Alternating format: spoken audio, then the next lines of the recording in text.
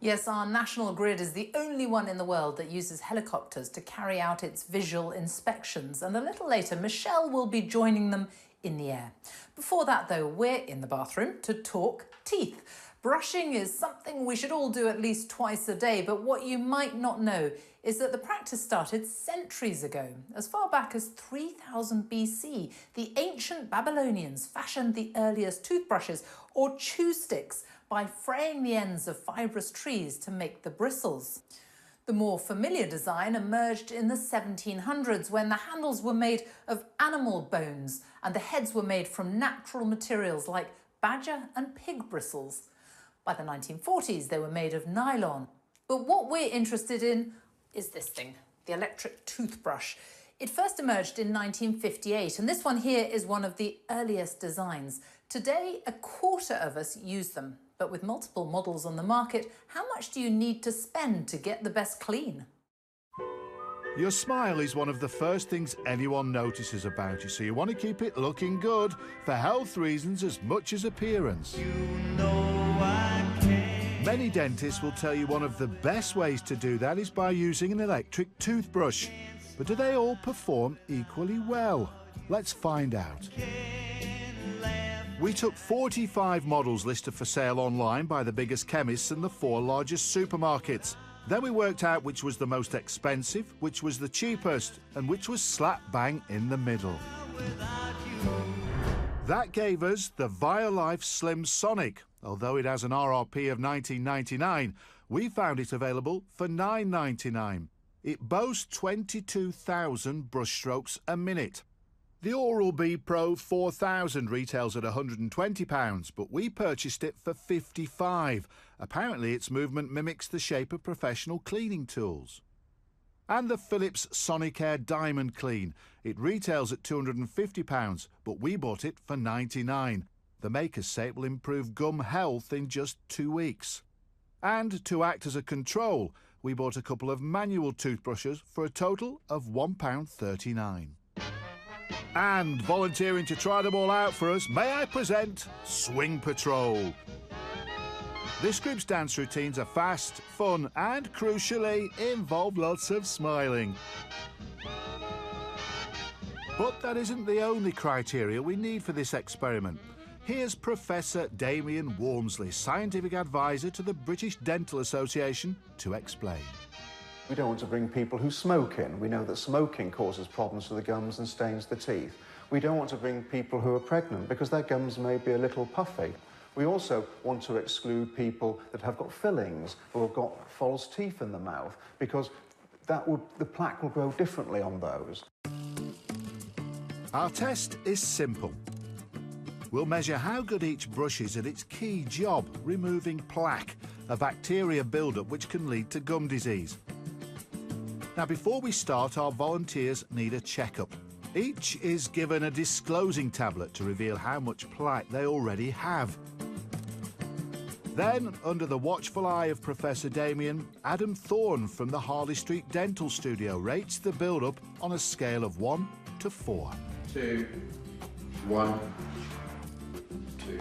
The higher the number, the more they have. 3 people will try out each electric brush, with a further 2 trying the manual. But neither Damien nor Adam will know who's used which until after the end of the test. Next, to ensure everyone is brushing in the same way, Adam gives our smiley dancers a masterclass in keeping their choppers clean. What we need to remember is that plaque forms at the gum-tooth margin. What I want you to do is aim the brush 45 degrees to where the tooth meets the gum. So we put it into that area and we then do little round circles, spending about 5 to 6 seconds on each tooth. When you get to the other side, turn the brush over and clean the inside. I want you to try and avoid doing this backwards and forwards scrubbing because that can irritate the gums and you're not getting a thorough clean. Really, really do want you to spend 2 minutes brushing your teeth. Lesson over, and each dancer is given a toothbrush to try. They'll use it for 2 minutes, twice a day, for 2 weeks. So for the moment, we'll leave them to it. And try out a different sort of test. There's no point investing in a powered toothbrush if it runs out when you're away from home. so we want to find out which lasts the longest from being fully charged. We turn each one on for 2 minutes every hour until the battery dies. The first to lose juice was the Oral-B, which lasted for 23 2-minute brushes. Next was the Philips Sonicare. Its battery gave out after 67 brushes. But the winner was the Slim Sonic. Its AAA batteries were still going when we edited this, although because they can't be recharged when they die, they'll have to be replaced. So all interesting info if you're in the market for one of these, but not the main event. So the cheapest of our 3 electric brushes lasts the longest. Interesting. Will it also be best at keeping the pearly whites of our dancers gleaming? We'll find out in a bit. Didn't that look fun? I think I'd rather like that guy's job. Back now to our dance troupe, and we set them a dental challenge they could really get their teeth into, trying out 4 different types of brush to see which reduces the amount of plaque best. And just like in all good dance competitions, the judges' scores are now in. Our volunteers have been cleaning their teeth with their new brushes for 2 weeks now. A group of 3 are trying the Violife Slim Sonic, which we bought for $9.99. Another 3, the Oral-B Pro 4000, for which we paid £55. And the final 3, the Philips Sonicare Diamond Clean, bought for £99. For comparison, a smaller group of 2 make do with manual brushes worth 70p each. And having never used powered brushes before, the responses from our Swing Patrol dancers are very positive. I don't know if it's just psychological, but you do feel like, oh, I think my teeth are actually a bit smoother when you run your tongue across them. I've definitely been concentrating a lot more, definitely been brushing for longer. When I first used it, I didn't like it, so I found it to be, especially at the kind of back of my top teeth, I found it to be a bit awkward. But after a couple of days, it was a lot easier to use, and I did quite like it in the end. I think my teeth feel quite clean. It feels like I've been to a dentist every morning of my life. I wake up 10 minutes earlier so I can brush my teeth a little bit longer because I get that much enjoyment out of it. It is amazing. Well, that's nice. And aside from being a benefit to them personally, this experiment means our dancers are also contributing to cutting-edge scientific research. I'm really excited about this study because it's the first one that I know about that's looking at the difference in the cost of the toothbrushes.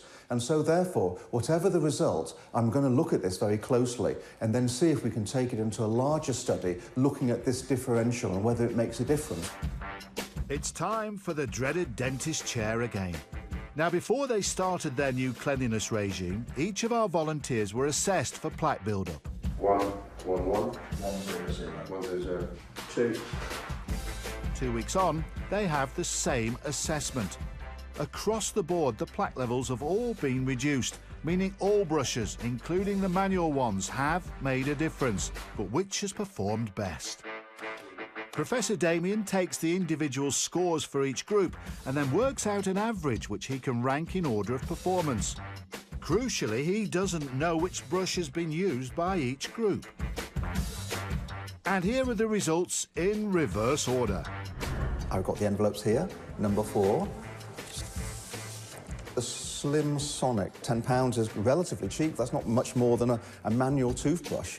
But even though it did worst, it did still do its job and reduce plaque.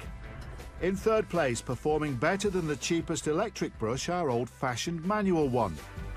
In second place, the mid-range brush, the Oral-B Pro 4000, was better still. Which means the best toothbrush in our trial was... I can hear a drum roll in the background. The Sonicare Diamond, but it's quite pricey. So our trial suggests that the more expensive toothbrushes do perform better at plaque removal, and that the very cheapest options may not offer any better protection than your average run-of-the-mill manual version. But more work does need to be done before we can definitively say that spending more will pay dividends. This is very much a pilot study, and it has to be seen as a pilot study because with this, we've only got 3 in each group, and it's not enough to make a good statistical analysis. But our study does make one thing clear. If you brush for the recommended 2 minutes every time, no matter which brush you pick, you'll have healthier teeth and gums.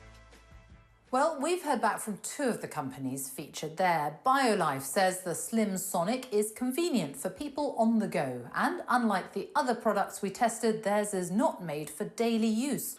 Oral-B says it thinks our test was too variable and that our conclusions are not statistically significant. The company says that the performance of the Pro 4000 is supported by more than 100 clinical studies and that it has been found to perform better than others at improving plaque and gum care. Oral-B also says the brush does live up to its promise of lasting for 10 days, but that it uses more power because of the way it rotates and moves. Well, let's just hope that whichever of the many different types on the market you plump for, the one you choose doesn't leave you with a nasty taste in the mouth. That's all we've got time for today. Thanks for watching. We'll see you next time. Bye-bye.